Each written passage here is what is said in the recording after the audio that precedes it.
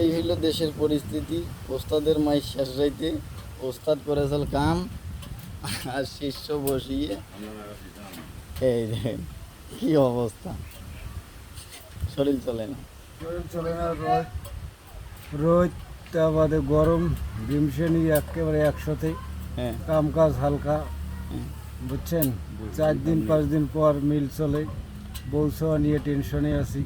তাতে আছে কিস্তি, বুঝছেন। কিস্তির লোক আসলে ছাড়ে না, যদি কয় স্যার বিকেলে আসেন, কয় ভাই আপনার টাকা কি আমি দিছি, এইভাবে কিছু কিছু কথা কয়। এই চিন্তা ভাবনা করি, এই ছোয়া মিলে ঢুকছি, ছোয়া মিলেও কাজ কাম নাই। এখন ফসলে যে ওয়াটা লাগাবো সে কামও আকাশের বৃষ্টি নাই, ওই কারণে ধান টান গাড়া হচ্ছে না। দেখা যাক আল্লাহ কি করায়। মানে এই যে একটা প্রতিষ্ঠান, এটা ব্যবসা বাণিজ্য, হ্যাঁ, এখানে দেখা যায় যে এই লাখ লাখ টাকার মাল কাটে কোটি কোটি টাকা লস। এখন ঘটনা হলো 1 কেজি মালের দাম 1000-2000 টাকা, 1 কেজি রডের দাম 100 টাকা 150 টাকা। এখন গ্রিলেই মানুষ কাজ করে, প্ল্যান শিটে কাজ করে, আমাদের গাছ কেউ কেনে না।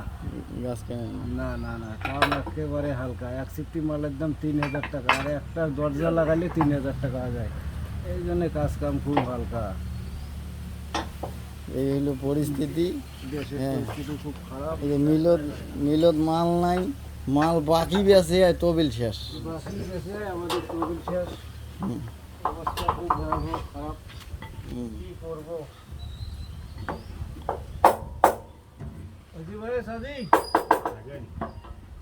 বাস টাস লাগিয়ে দিয়ে থুসি, এখন দেখা যাক কি হয়। ওটাই হতে ছিল গুড়িয়ে দেখতে তো লাগলি।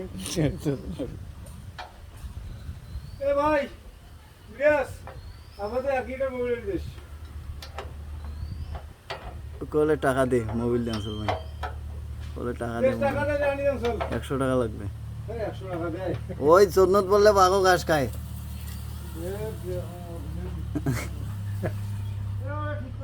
তো মোবাইল দিয়ে আমি 1 টাকা পাওয়ার না ওরা।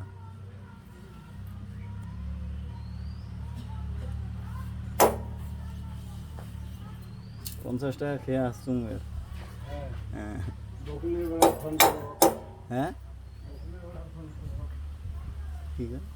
বকুলের বেটার বকুলের বেটার খান। ও